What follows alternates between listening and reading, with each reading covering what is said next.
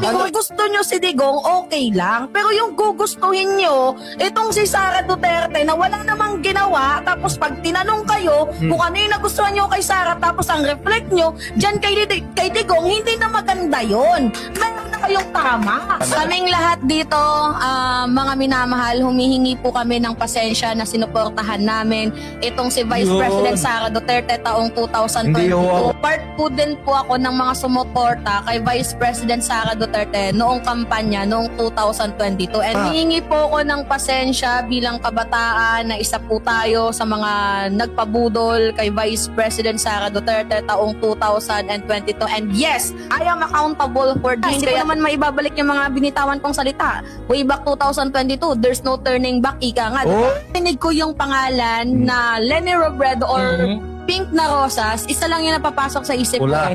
Good governance. Oo. Pero pag naririnig ko yung Sara Duterte, yung green, magnanakaw talaga. Ako ay isang DDS, tapos tatanungin ako kung ano yung nagawang maganda ni Sara Duterte. Hindi kunyari nga DDS ka. Wala ka akong may papakitang maganda na gawa. Ano bang Utang mo talaga, Sara Duterte? Ano na naman itong kumakalat na balita? Lahat na lang pinarir mo.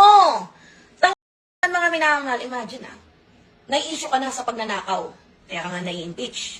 Nai-issue ka pa sa panggagancho, pagta-travel, gamit ang pondo ng bayan. Meron ka bang tinatawag na tokhang-tokhang. Ngayon, ano tong kumakalat na issue? Kaya ka pala pumupunta sa ibang bansa kasi nagpalaglag ka ng bata? Uy, ang tanong ko, sino yung kabembangan mo kung totoo man tong balitang kumakalat na to? And totoo nga naman yung sinasabi, di ba? Na katawan mo, ipiliin mo kung ano yung gusto mo. Pero ito yung ito yung napakagagong ginawa mo. Ginawa mo yan. Oo. Sinarapan ninyo yung mga gabi ng lagim. Tapos nung may nabuo na, anong kasalanan ng sanggol para ipa-abort mo? Tingnan nyo naman yan, oh. Kung totoo man. Kung totoo. Kaya ka mayat maya pumupunta ng ibang bansa kasi nagpalaglag ka. Ito, gusto namin tong malaman. Totoo ba tong kumakalat na balitang to? Kasi ako, ayaw manira. Hindi ka naman sumasagot sa impeachment. Meaning, totoo ba yon? Silent means yes? Ngayon, gusto namin marinig dito.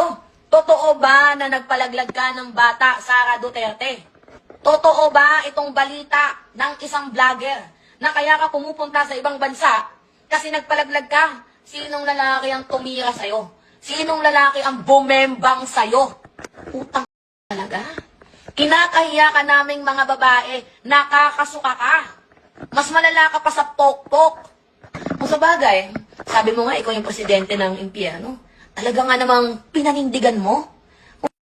Ano mo talaga, Inday? Ano yung sabi mo? Sabi niya nung April, magtipid daw tayo. Titipid, tapos ikaw nandyan ka na naman sa dahig na Netherlands. Ano mo, sininiloloko mo? Gago ka pala eh. Alam ninyo mga minamahal, kung nagagalit ng mga ideas na to, kakamura ko, deserve nyo din naman yan eh. Diba minura nyo si PBBM before? Ano yung sabi ninyo? Oo, diba? Minumura ninyo na kung ano-ano. Eh ngayon, ang ina ninyong lahat. Oo. Sara, ina mo Digong, nilang mga magnanakaw. Ngayon, pag-usapan natin itong pag-a-abroad na naman ni Inday Lustay. Tangina ba naman, men? Imbis naman lang i-prioritize niya. 'Di ba yung mamamayang Pilipino? Abay parang nagiging ala abogado, ala katulong or kung ano pa man, 'di ba? Ni former President Duterte itong si Sara Duterte. Oy, Sara, iniwan na kayo ni Kaufman dahil sa katarantaduhan mo. Pero alam namin na delaying tactics lang yung ginagawa ninyo. Kaya wag kami mga ulul bukbuk, mga hayop. Ngayon, anyway, sige pag-usapan natin. Sinukuan na, ng mga legal team ninyo, itong kampo ninyo, sinukuan. Either walang pambayad, delaying tactics, or so whatever. Kasi sa akin nakikita, kahit naman nata sinong maging defense team ni Digong, mahirapan. Paano mo ipagtatanggol yung may 8,500 pages na ebidensya tapos almost 24 hours na video clip against sa kanya? Sige nga, bayaran nyo ako ng bilyon, hindi ko makakayang ipagtanggol si Digong na mamamatay tao. Si Sara nga, hindi niya mapagtanggol sa kanyang sarili. Yung legal counsel niya pa kaya, yung defense team pa kaya nila. Kung kaya nang ipagtanggol ni Sara Duterte ang kanyang sarili sa impeachment, baka mapabilib niya na ako na kaya na nilang ipagtanggol itong si Duterte dyan sa dahig na Netherlands. Now anyway, isa pang issue, pumutok ng bulkang mayon, pero itong pagputak ng bunganga ko, hindi titigil sa'yo. Ang ina men, nagmamahal na yung bilihin. Pero etong si Sara Duterte, tuloy lang sa paglipad. Oh, talagang, wow, Wonder Woman yan. Wonder Woman na magnanakaw.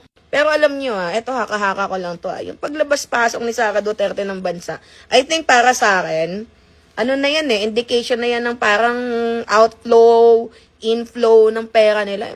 Tangina, kaysa ma-freeze yung asset ko, mag-deposit na lang ako sa ibang bansa. Yun lang yung sa tingin ko idea ko lang yun. Hindi ko sinasabing totoo yun, pero pwede yung mangyari. Kasi ginagawa yun ng ibang mga magnanakaw Shout out sa mga magnanakaw na mga matatalino. Diyan sa part na yan, matalino itong si Sara. Anyway, stay fresh! Alicia Comments 2.0 at Alicia Opinions, follow ninyo. Bleh! Ito lang po ang tangi kong account. O, yan. Dyan. Tapos yung profile ko, itong mayroong 19,000 followers, tapos 10,000 followers. O, bahala kayo. I-delete ninyo, i-report ninyo, lang pakialam. Gagawa ko at gagawa. Bleh! Nasa front tayo ng balitang yan. Si News 5 Mr. Exclusive, Gary De Leon. Gary, ano pa ang mga nakalap mong impormasyon sa kasong ito? Cheryl, patay ang political vlogger na si Mima Alicia at kritikal naman sa tama ng bala ang live-in partner nito matapos pagbabarili ng riding in tandem sa harap ng kanilang bahay sa Caloocan.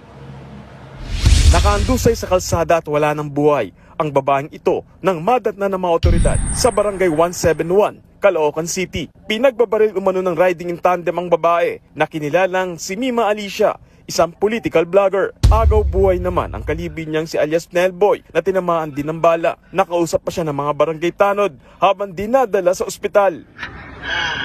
Hazard po kayo. Para maubusan ako ng hininga. Sige lang. Laban. Base sa investigasyon, pasado alas 3 ng madaling araw kanina nang magparada ng kotse sa harap ng bahay nila si Alicia. Bumaba si Nelboy para buksan ang gate. Doon na biglang sumulpot ang riding in tandem at malapit ang binaril si Alicia na nasa driver's seat. Habang nakaparada ang sasakyan ni Mima Alicia sa lugar na ito para magparada ng sasakyan ng kanyang live-in partner, dinaanan sila ng riding in tandem at pinagbabaril. Sinubukan pa ni Alicia na tumakas at tumakbo pero muli itong binaril ng riding in tandem. Dead on the spot si Mima Alicia matapos tamaan ng bala sa ulo at katawan. Inabutan ng mga residente si Nelboy na nakaupo sa harap ng gate ng bahay.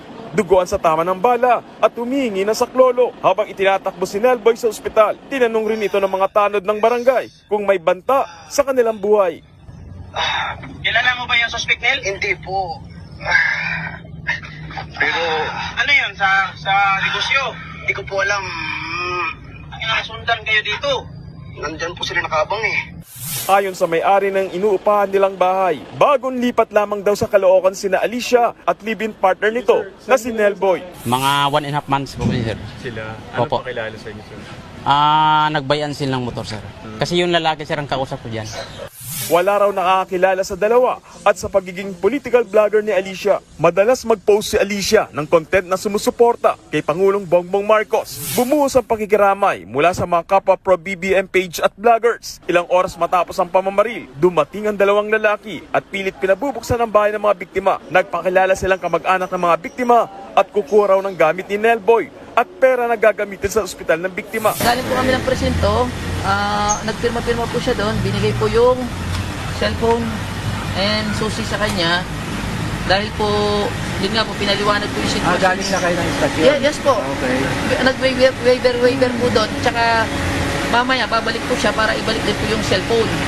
Hindi muna pumayag ang may-ari ng bahay.